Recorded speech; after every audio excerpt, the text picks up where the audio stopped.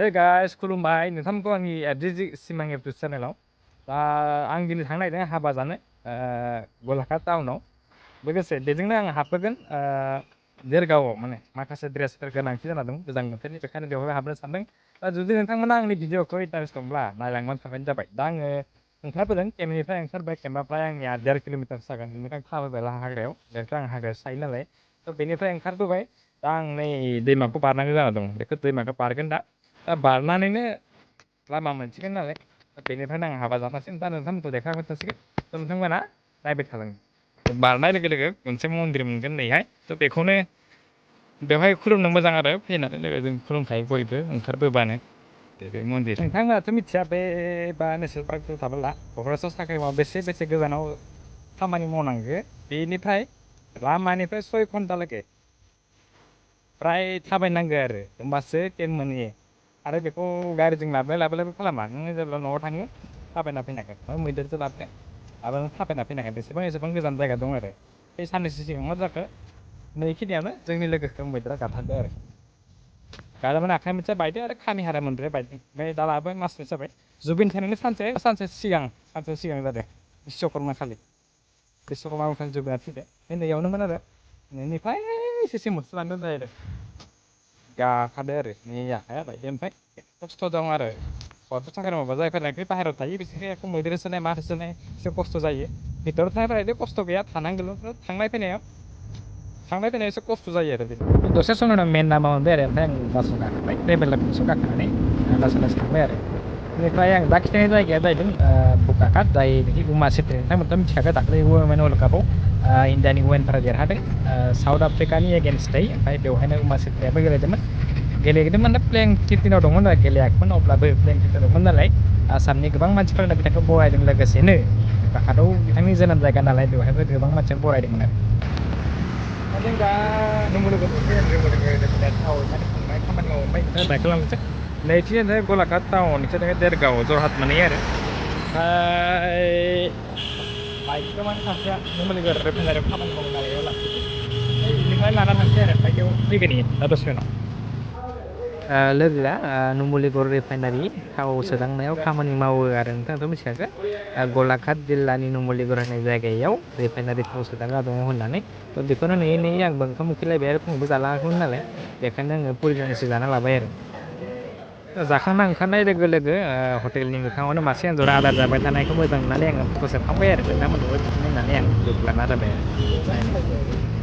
दसे समनि उनाव जोंनि बाइकआ सफैयो ओमफ्राय जों बाइक लानानै जों माखासे सिनारि नायलाङो आरो मानोना गलाघाट जिल्लाया कार्बि आंलं आरो नागालेण्ड जिल्लाजों नांजाबनाय बेखायनो हाजो हाला दङ आरो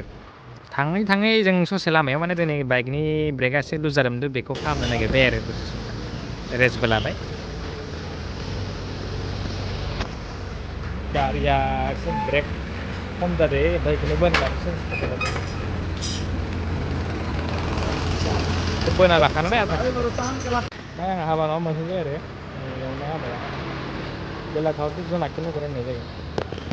सिगाङावनो बुंना दोनखानि बे हाबाया जोंहानि फेमिलि नङा आरो आंनि जा लोगो बिथांनि बिमायनि फिसाजोनिसो बे हाबाया खृष्टान धोरोम आरो बिसोरनिया बेनिफ्राय जों थांनानै जबाय दसे ओमफ्राय जखांनायनि उनावनो जोङो कफि होबाय जों आरो कफि लोंनानै दसे जबाय जनाय समावनो बिथांमोननि आर'ज गाबदों आरो बिथांमोननि नेमखान्थिनि जोहै खृष्टान धोरोमनि बिथांमोना दसे समनि उनाव आर'ज गाबो ओमफ्राय बेखौनो जों दसे नायै लोङै मानसिफोराबो उनाव ज' जायो बेनिफ्राय जोङो जाखां लोंखांनो उनाव फैफिनो आरो दानिया जाखांबाय लोंखांबाय आरो थांसै जों साब्रैबो ओइदोंमोन हाबाया बाय बाय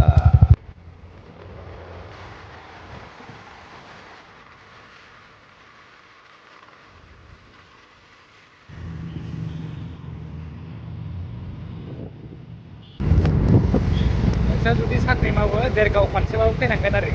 पिअपिबाबो ओमफ्राय इयावनो दं लाथिख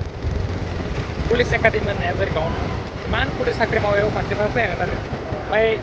सबसे बांसिन ड्रेस मोननाया जाहैबाय देरगावआवनो हलसेल दामाव मोनगोन आरो पुलिसफोरनि ड्रेस सबसे मोजांसिन मोनगोन इयाव बेनिफ्रायनो लांजोबो आरो जेराव नों माने नैबेहाय हलसेलाव जि नांगौ बेखौनो मोनो आरो डिटेल्स गासै जों दा साब्रै फैदो होननायखौ जागोन ना ओमफ्राय गोजौआव दं नैथिंबो मोनसे दं बेनियाव सुग्रा सिङावबो सुग्रा दं बेवहाय ट्रेनिंनिफ्राय लानानै गासैखौबो आरो ट्रेनिंनि ड्रेसखौ जेराव मेराव मोना ट्रेनिंआव बहुद गानग्रा जोमग्रा थायो बेफोरखौ बेलेगाव मोना आरो बेवहाय मोनजोबो आसामनि जेरावबो मोनाबाबो बेवहाय मोनथारगोन आरो ट्रेनिंनि गासैखौ लानानै मानोना बेवहायनो पिअपिफोरा जायो ट्रेनिं जायो आसाम पुलिसनि गासै पिअपिफोरानो फ्राय बेयावनो जाजोबो बेवहाय लाचित पुलिस एकाडेमि होननायबो बेवहायनो दङ पुलिसफोरनि एकाडेमिया थ' बेवहायनो मोनजोबो आरो नोंथांमोना जेरावबो थांलायनाङा बेवहाय फैबाथाय मोननायनि थाखाय आङो मोनसे दखानाव हाबबावनायखौ खिथिनाय जायासै मानोना समा बाराद्राय जाबाय थ' आङो सानबाय बेखायनो न'आव लांनानै मा मा लाबोखो मा मा लाबोआखै खिथिनो होननानै थ' नोंथांमोना दा बेखौनो खिथालांसै आं न'आव मा मा लाबोखो मा मा लाबोआखै हेल' गाइस आंथ' मैया खिथियासै मैया मा मा लाबोनाय जादोंमोन ओमफ्राय दा खिथिलांसै आरो आं दा बिसिनायाव दं ओमफ्राय आं दा खिथिलांसै मैया मा मा लाबोखो नैखौ लाबोदोंमोन गोजां बोथोराव गाननो थाखाय गानना नायनोसै बेखौ लाबोदों बियो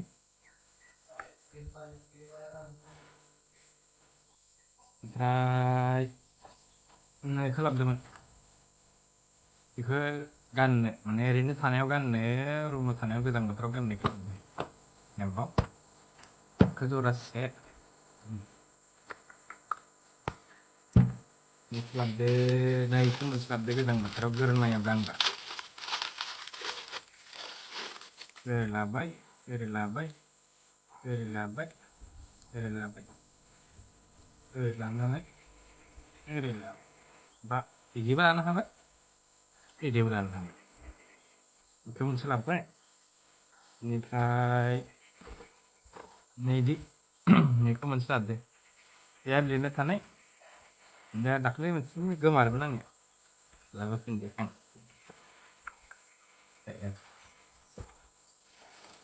बेनिफ्राय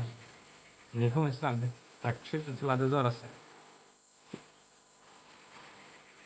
ट्रेकसुट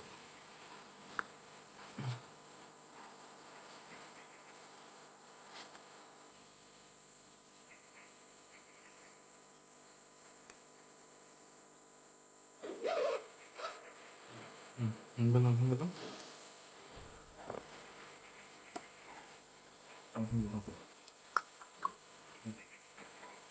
ओमफ्राय नैदिनि लिंकखौ नांगोबा आं भिउ प्रडाक्टआव होनो हागोन नैबे सिप मेरेजनि नोंथांमोना बायना लानो हागोन नै बेसे लादो बेखौ खिन्थाला आं